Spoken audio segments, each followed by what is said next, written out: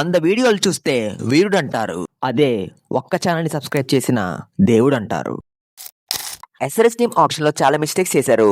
Main గా కాయపాప players ని కొనడం కన్నా వేరే ప్లేయర్స్ ప్రైస్ పెంచే విషయంలో బిజీ అయ్యి ఎస్ఆర్ఎస్ టీమ్ ని గాలికి వదిలేసింది. ఇంతకు ముందు ఢిల్లీ టీం నుండి గుండు తాతలా చేసేవాడు.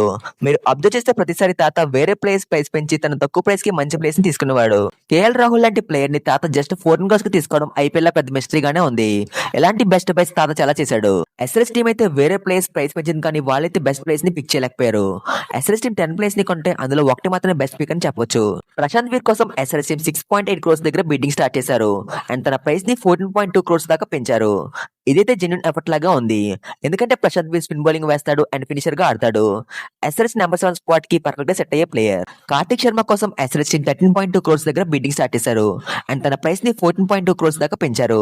ఇది జస్ట్ ప్రైస్ పెంచడానికి చేశారని కాల్పప స్మైల్ చూసాక అందరికీ అర్థమైంది. ఈ player middle order wicket keeper. SRS దగ్గర క్లాస్ అండ్ ఈశాన్ కిషన్ ఉన్నారు. సో ఎస్ఆర్ఎస్ టీం అయితే ప్రైస్ పెంచడానికి ఈ ప్లేయర్ కోసం బిట్ చేశారు. ఎస్ఆర్ఎస్ టీం దగ్గర చాలా పర్సన్ ఉన్నప్పటికీ బెస్ట్ బౌలర్స్ ని కొనడానికి ట్రై చేయలేదు. రవి బిష్నాయ్, అక్బర్ నబీ, మంగేష్ యాదవ్ వీళ్ళందరి కోసం ఎస్ఆర్ఎస్ టీం బిట్ చేసింది.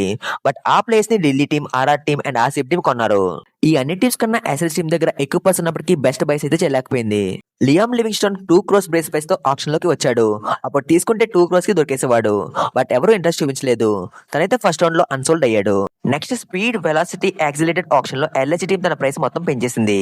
వాళ్ళ దగ్గర మనీ లేదు కాబట్టి ఇంక బిడ్ చేయలేదు. లేదంటే తన ప్రైస్ ఇంకా పెరిగేది. స్టార్టింగ్ లోనే లివింగ్స్టోన్ తీసుకోకుండా ఎస్ఆర్ఎస్ టీం చాలా పెద్ద మిస్టేక్ చేశారు. మీరు అనుకోవచ్చు ఒకవేళ ఎస్ఆర్ఎస్ టీం లివింగ్స్టోన్ కోసం స్టార్టింగ్ లోనే బిట్ చేసి ఉంటే ఎల్హెచ్ టీం పోటీ వచ్చేది కదా అని. ఎల్హెచ్ టీం అయితే వెంకటేష్ అయ్యర్, పతిరానా, ప్రశాంత్ వీర్ అండ్ కార్తిక్ శర్మ ఇలా చాలా ప్లేయర్స్ కోసం బిట్ చేశారు. బట్ వాళ్ళు ఎవరూ దొరకలేదు. అండ్ ఎల్హెచ్ దగ్గర తక్కువ ప్రైస్ ఉండడంతో ఎక్కువ ప్రైస్ కి బిట్ చేయలేకపోయారు. అండ్ లాస్ట్ లో మనీ ఉంది కాబట్టి లివింగ్స్టోన్ కోసం ట్రై చేశారు. ఎస్ఆర్ఎస్ టీం అయితే ఆప్షన్ లో ఎక్సలెంట్ గా పర్ఫార్మ్ చేసింది. అది ఏ విషయంలో అంటే ఎస్ఆర్ఎస్ బిట్ చేసిన ప్రతి ప్లేయర్ బెస్ట్ ప్లేయరే. మగేష్ యాదవ్, అక్బర్ నబీ, రవి బిష్నోయ్ అండ్ ప్రశాంత్ వీర్ ఇలా ప్రతి ప్లేయర్ బెస్ట్ ప్లేయరే అండ్ ఎస్ఆర్ఎస్ టీం కి అవసరం కూడా. బట్ అన్ఫార్చునేట్లీ ఒక్క ప్లేయర్ కూడా ఎస్ఆర్ఎస్ టీం కొనలేకపోయింది. వరుస ఎక్కువ ఉన్నప్పటికీ ఎస్ఆర్ఎస్ టీం ఒక్క ప్లేయర్ కోసం కూడా డెస్పరేట్ గా వెళ్ళలేదు.